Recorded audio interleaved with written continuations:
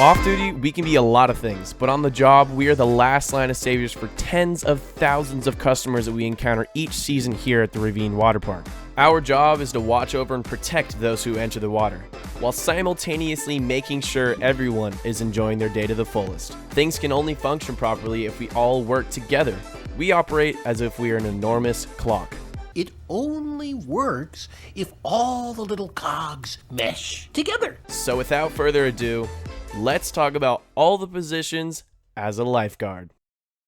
The first couple spots we're going to be looking at are located at the Quadzilla slide, also known as Quad. This slide has one lifeguard up top, known as the slide dispatch, and another guard at the bottom, at catch. This will generally be the same system at every major slide attraction within the park.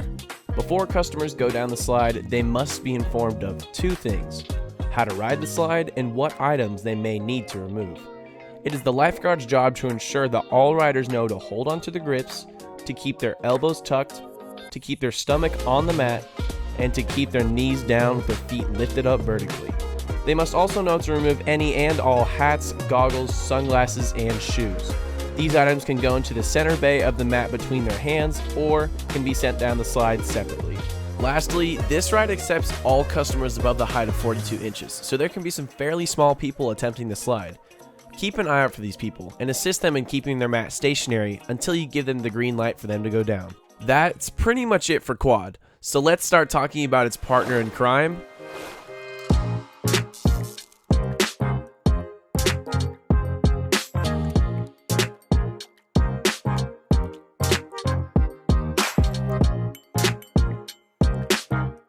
Thunder Run operates very similarly to Quad, meaning each of the rides work together in a way.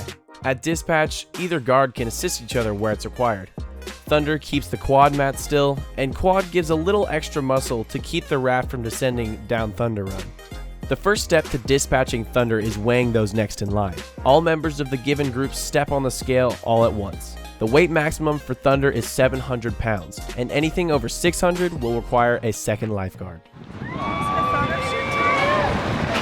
Hey, you guys want to say something? Or? Hi! Anyone under 48 inches also may not ride this ride. The two heaviest people must sit across from each other to even out the weight distribution as much as possible.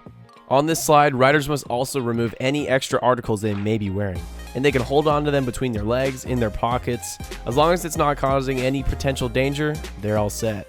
And the simplicity just keeps on coming at catch.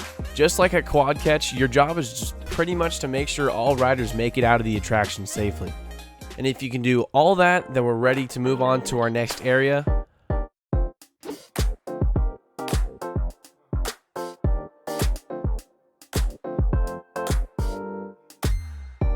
At this location, you'll catch both the Kamikaze Speed Slide as well as Sidewinder. Just like most of the catching positions, your job is to escort each customer off of the attraction safely and efficiently. From down below, communication with the guard up top is your prime objective.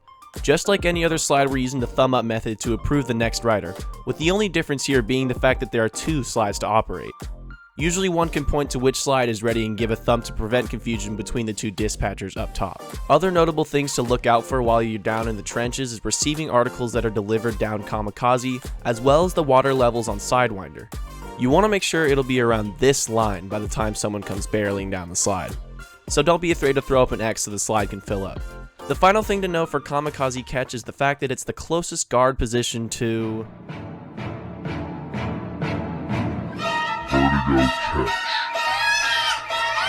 We're kidding, it's not that bad. Vertigo Catch just happens to be our hotspot for saves on record. And off record. And off days.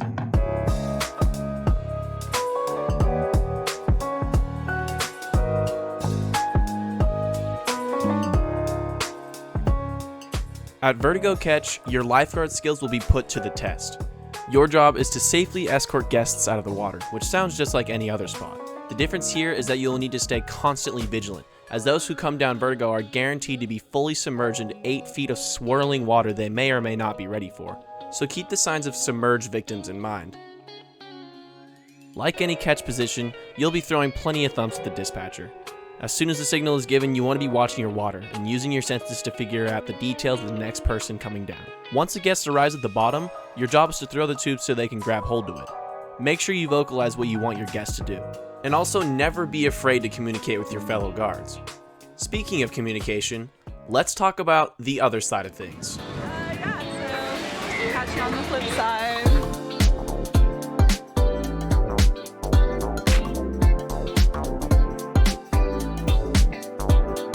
The trick to kamikaze and vertigo dispatch is just knowing your facts. Since these are our most intense rides, making sure customers know each and every rule is important to their safety.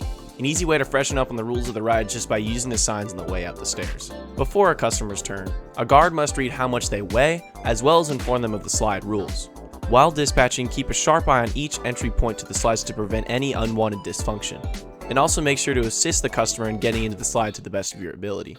As far as body position goes, you guys can ask a supervisor about that. Just trying to avoid inconsistent ruling. Next up, kiddie pool. For all the guard positions aside from each kid hill spot, your job is just to watch the water. Make sure you're keeping your surface and submerged victims in mind, as well as keeping up a systematic parallel lines pattern, picking up corners and with a head bump. People above 52 inches have certain rules they must follow too. They're not allowed down the slides or structure as well as Pelican, and no child or parent is allowed to sit or stand on the wall bordering the kid hill. Lastly, kids are mischievous, so don't let them play with the nets and go under structure or sit at the bottom of the slides or climb the toucan tree, and make sure they go down each slide sitting on their butt feet first. Moving on to dispatch, just make sure kids only go one at a time and that they are the correct height. When running through your lines, keep things as organized as possible by keeping kids behind the yellow lines until they get your approval. No matter what you do, some will fly under your radar. Like sometimes they just, and then you get in trouble. So stay diligent. But if you ask me, I think it's time to move on to the other side of the park. Starting off with wave pool. At wave pool, we have 5 positions available on a normal day. Wave pool 1 through 4 and sharp. Each wave pool spot's job is all about diligent scanning and consistency. This is where your surface and submerged signs will be used most. This is also where you want your scanning to be perfect. When scanning, you'll be using the parallel lines pattern shaped like a D, making sure the pattern starts and ends within 12 to 15 seconds. Anything faster or slower than this puts those in the water at risk, so don't stop practicing. When you eventually face a situation where you see someone needs help, do not hesitate. Time is extremely valuable in our profession. We also have our shark located within the shallow end of the water.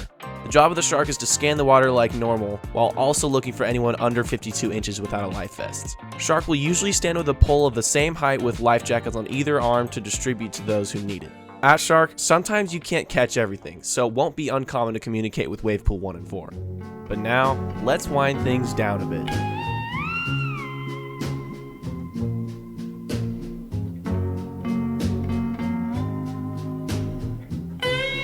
Oh yeah, look at that smile.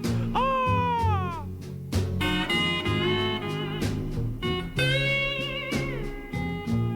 Similar to Wave Pool, Lazy River is all stationary water watching, aside from Lazy River 2, that's a walking spot. While watching the water, there's just a few things to look out for. You need to make sure traffic is always flowing, nobody hops on the wall, and that everyone is in possession of a tube and sitting normally. Like I said, Lazy River 2 is the only walking position. Here, the guard walks at a decently quick pace forward and backward to cover their entire area. There are lines painted on the ground signifying when to turn. Also a tip for Lazy River 2, don't step on the mini manholes, your ankles will thank you. The last thing to know is when rotating, make sure at least one guard at your position is watching the water at all times. They'll let you know when the water's clear and when the water's yours. As much as I'd love to stay here, this is often just a road to our next destination.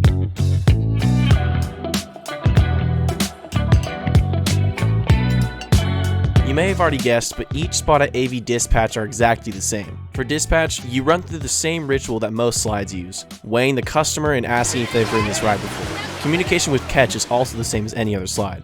On AV, guests need to make sure they sit butt in, feet up with all their extra accessories in their lap, excluding life jackets. And make sure to inform them to remain in the tube until the lifeguard at the bottom tells them to. At Catch, your job is just to be there to make sure riders come down safely. Once they do, you can steer them on their way to the Lazy River. A lot of people like to wait for their friends or kids in this area, so don't be afraid to tell them to keep going down the river or wait up the stairs. It's honestly pretty simple, so I think before we wrap things up, we have one more spot to check in on, and that spot is the break room. By now, you get the gist of what it's like on the job. The more we work as a team, the better things will be throughout the day. Faster rotations, more breaks, We look forward to what this season has in store for us. Thanks guys for watching, and remember, have fun.